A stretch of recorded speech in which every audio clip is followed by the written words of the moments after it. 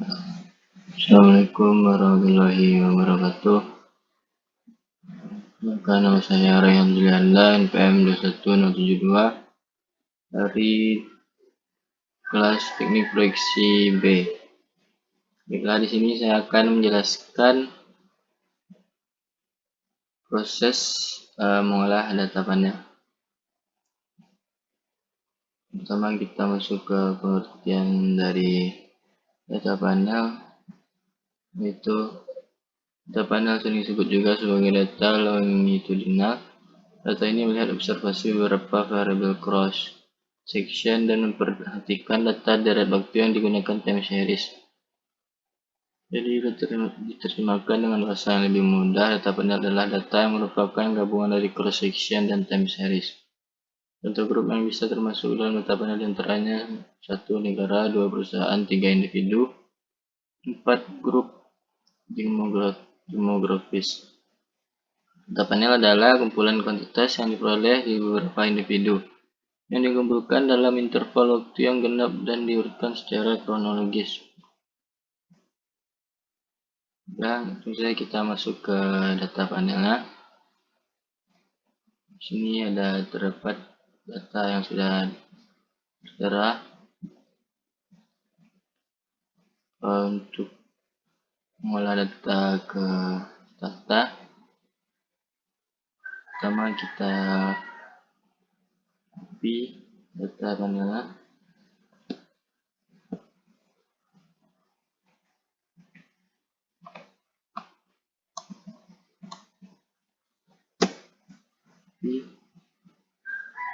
Kita masuk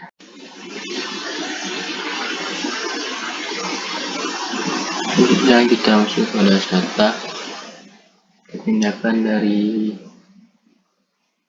data panel tadi ke data editor. Pastikan ini nah di sini terdapat angka yang berwarna merah, berarti belum balance.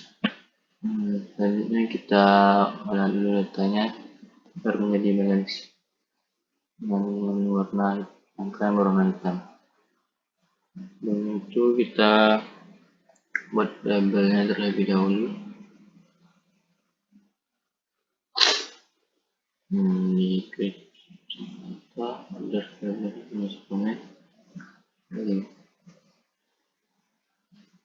Kita pilih variabel y-nya, kita bikin y yang memberi variabel sesuai dengan nama variabelnya bp.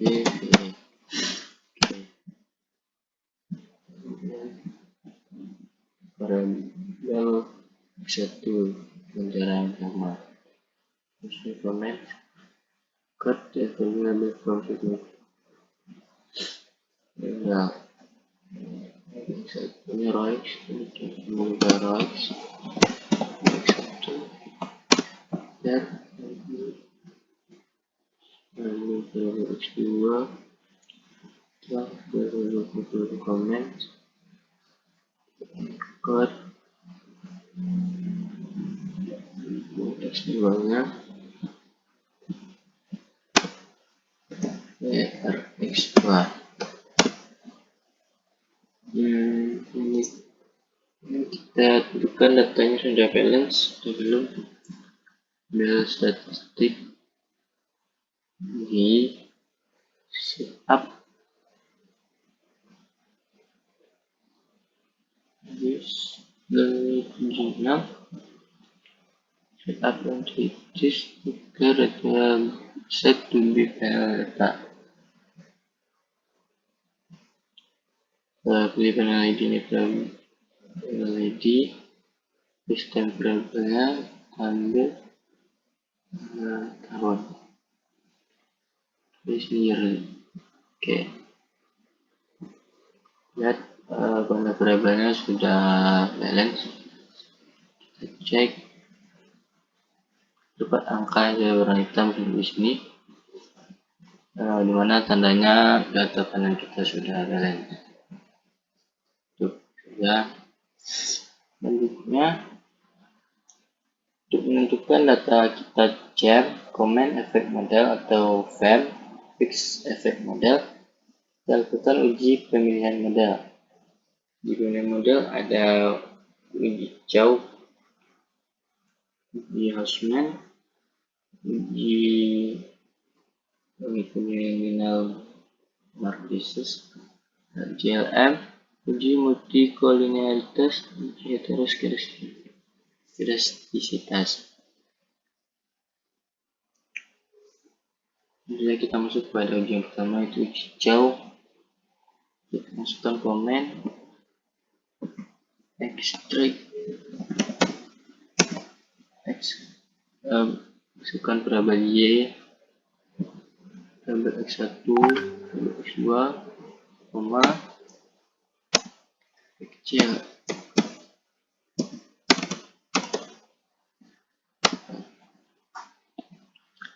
Berikan hasil probability-nya ialah 0,00, 0,391,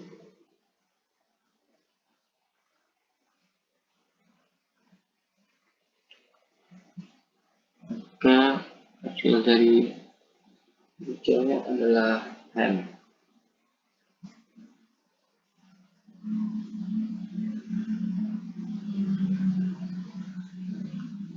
Selanjutnya, jika uji Chow maka uji Hausman tidak perlu dilakukan. Sedangkan jika hasil uji Chow-nya fem, maka uji Hausman harus dilakukan dan uji LM tidak perlu dilakukan. Nah, maka kita masuk ke uji Hausman-nya. Masukkan komen uji Hausman, yaitu extract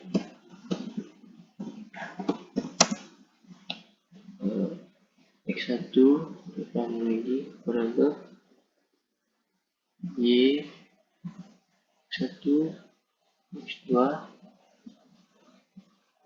koma, RE kecil. Ya. Di sini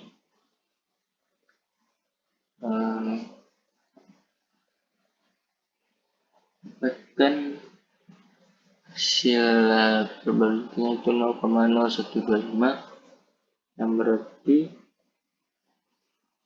kecil dari 0,05. Maka uji Hausman-nya adalah fem. Setelah dapat uji Chow dan uji Hausman, selanjutnya kita lakukan uji asumsi klasik. Uji asumsi klasik terdiri dari uji multikolinearitas dan uji heteroskedastisitas. Jadi kita masuk ke uji multikolinearitas. Itu masukkan komennya, correlate x1, x2, x1, x2, enter.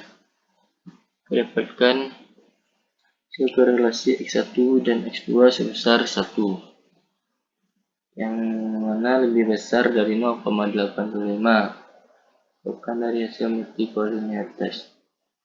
Maka dapat disimpulkan bahwa terbebas multikolinearitas atau tidak lolos uji multikolinearitas. Selanjutnya kita masuk ke uji heteroskedastisitas. Saya masukkan komennya,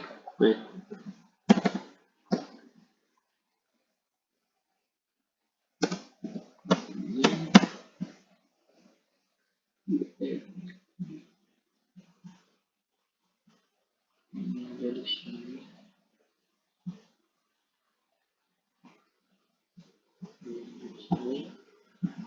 copy saja.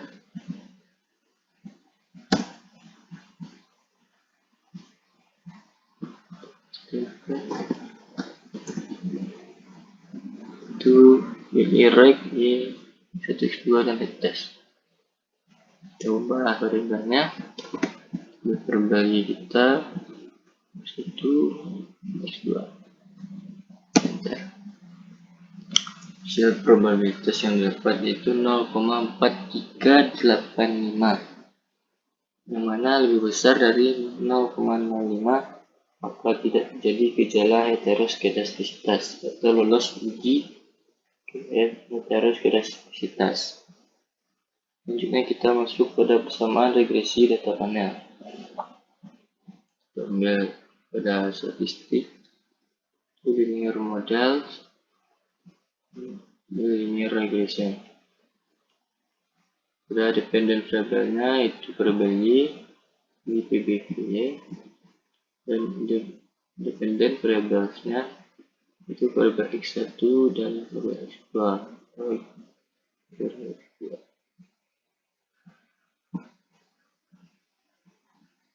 Oke, kan.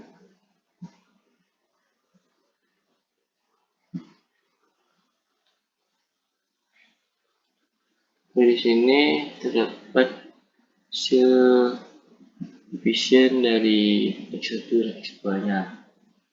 Variabel x1-nya coefficient 6844656, coefficient x2-nya 0,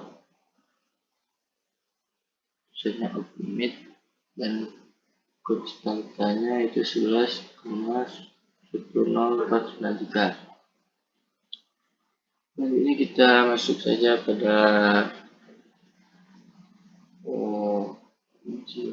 hipotesis. Hipotesisnya dapat dilakukan dengan cara menggunakan uji P uji F. Uji T dilakukan dengan rumus dengan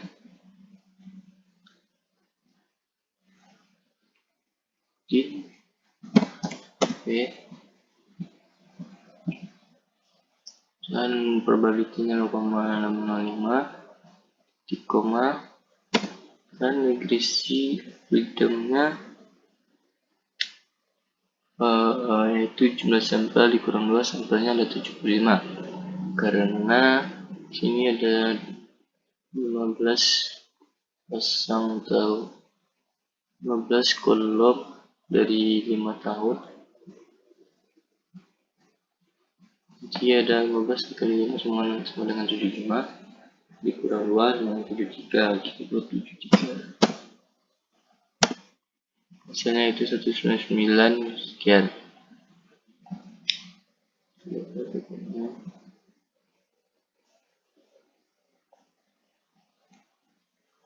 Hasil GT 1,99 lebih kecil dari 6,95 dan nilai sigmanya 0,00, akhirnya lebih kecil dari 0,05. Jadi dapat disimpulkan hasil hipotesisnya x1 tidak berpengaruh terhadap variabel y. Selanjutnya pada variabel x2-nya nilai GT 1,99 lebih besar dari 0 dan nilai signifikannya 0 lebih kecil dari 0,05. Dapat disimpulkan hasil hipotesis x2 berpengaruh terhadap variabel y.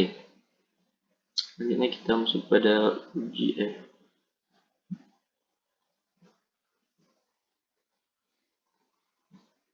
Uji F dapat dilakukan dengan rumus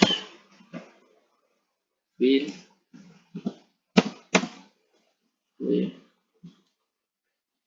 supaya nilai probability-nya itu 0,5, koma, guys ujung 1, itu jumlah variabel dikurang 1, variabelnya ada 3 dikurang 1 menjadi 2,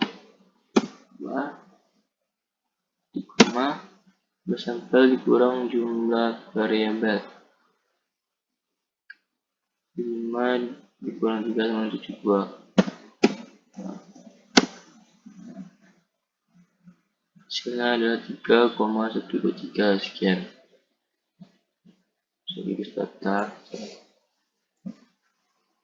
nilai F hitung sebesar 48,26 lebih besar dari yang dicari tadi 3,123 dan nilai signifikannya 0,00 lebih kecil dari 0,05. Dapat disimpulkan variabel x1, x2 berpengaruh terhadap variabel y. Sekian penjelasan dari saya. Salah kata saya dan maaf dimaafkan. Dari topik saya, Assalamualaikum warahmatullahi wabarakatuh.